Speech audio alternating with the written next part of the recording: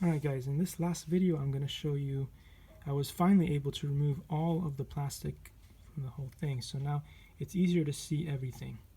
Now the reason why I think they encased it so well and made it so hard for people to open is because, as you can see here, now it's safe because I've detached the battery.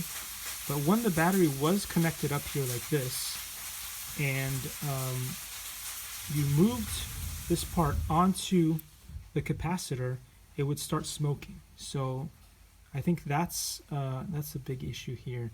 These batteries are dangerous, and so they don't want people to accidentally put the house on fire or something like that, start a fire by messing around with the internal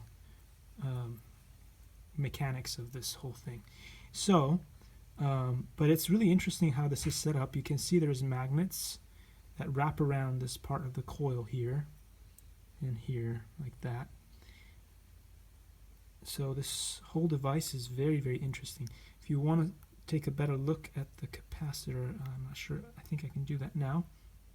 Should be able to read the information on there. You can see the chip a little bit better. Let me turn it so you can read it upright. There you go. I turn it this way so you guys can see everything that's going on this part of the machine, for those experts who know more about this than I do.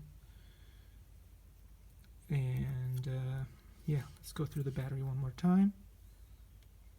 There you have it. Well, now you know what's inside a Sonicare Philips toothbrush. You know why they made it so hard to get to.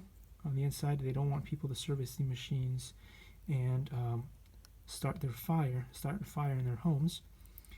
And yeah, this is what the technology is all about, and it's pretty cool. I gotta say, very interesting design. All right, anyway, hope you guys found this interesting, and I will see you in the next video.